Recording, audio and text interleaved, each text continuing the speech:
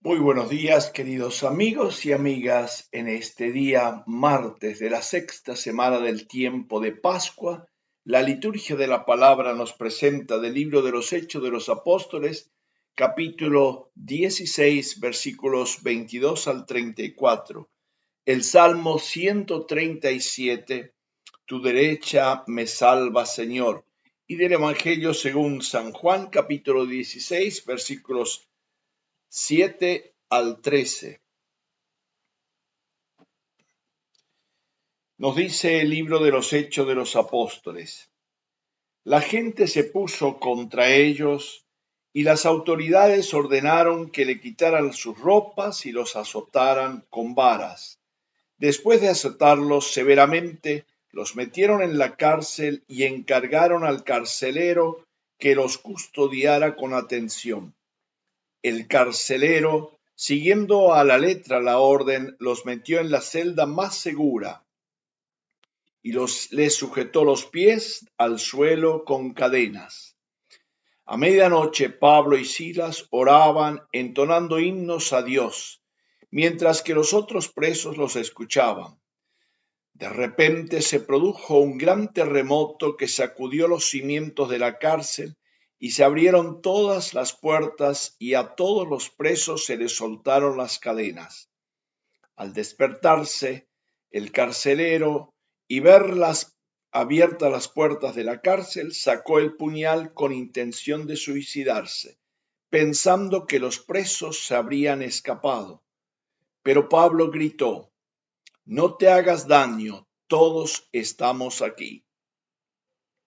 El carcelero pidió una antorcha, entró en la celda y tembloroso se arrojó a los pies de Pablo y Silas. Después los sacó fuera y dijo: Señores, ¿qué debo hacer para salvarme?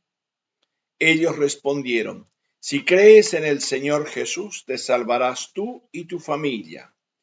Luego les explicaron a él y a todos sus familiares el mensaje del Señor. En aquella misma hora de la noche el carcelero los tomó consigo, les lavó las heridas y luego recibió el bautismo con todos los suyos. Después los llevó a su casa, preparó un banquete y celebró con toda su familia la alegría de haber creído en Dios. Palabra de Dios. Te alabamos, Señor. Este texto en realidad debería leerse desde el versículo 16, que da la causa por la cual les acusan a Pablo, a Silas.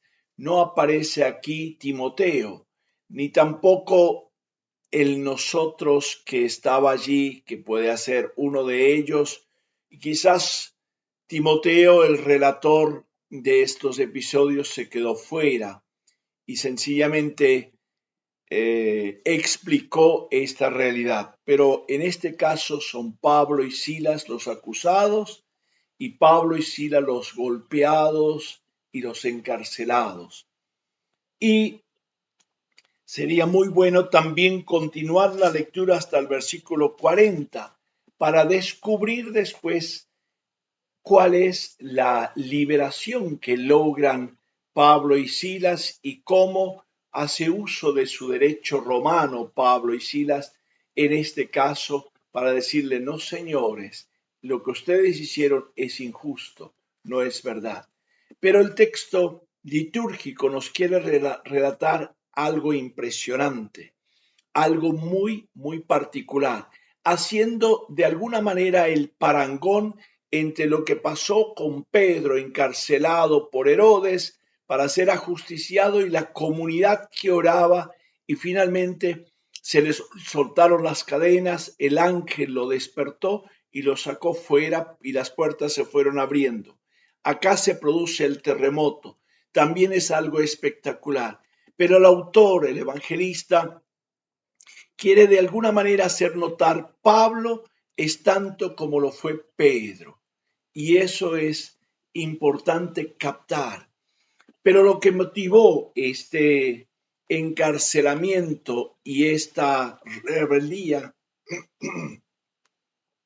que sufrieron ellos justamente produjo la liberación de una muchacha esclava que tenía un espíritu de adivinación y venía persiguiendo a Pablo y a Silas muchos días dice, estos hombres son siervos de Dios Altísimo, ellos les anuncian el camino de la salvación.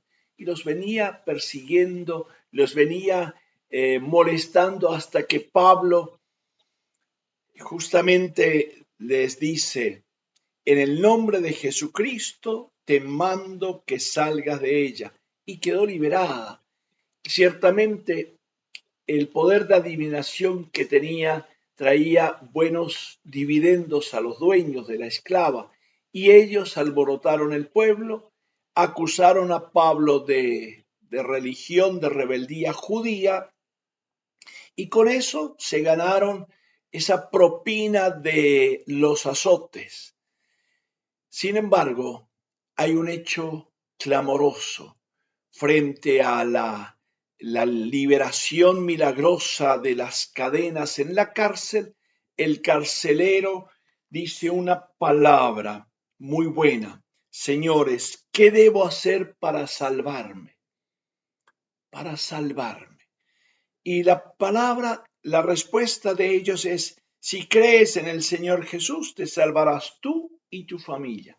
Creer en la persona de Jesús, en el verdadero Kyrios, no en el Kyrios de la muchacha, que tenían también el Dios Altísimo, el sentido de los dioses del Olimpo, allí en Grecia, y esta zona de Filipos, Samotracia, era justamente un lugar de peregrinación para iniciarse en los cultos mistéricos que también eran dirigidos al Dios Altísimo, pero no era el Dios del Antiguo Testamento ni el Kyrios, el Jesucristo, el del nombre del Señor Jesús.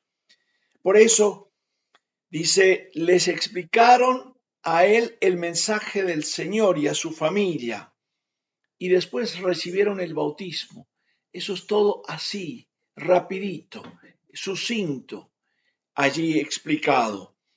Pero, ¿qué produce el bautismo en la persona de quien lo recibe?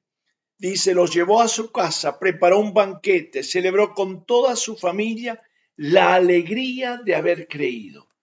Entonces, aquí es un punto que me parece importante resaltar y darnos cuenta. Cuando hay una verdadera fe, hay una alegría en el corazón. ¿Qué nos pasa que andamos tantas veces tristes? Somos cumplidores de algo, pero de un corazón triste. Y la fe nos tiene que llenar de una alegría que convence. No podemos ser cumplidores, tenemos que ser celebradores de la presencia de Cristo en nuestras vidas. Que el Señor nos bendiga, nos acompañe y nos llene con su alegría pascual en el nombre del Padre, del Hijo y del Espíritu Santo. Amén. Un feliz día para todos.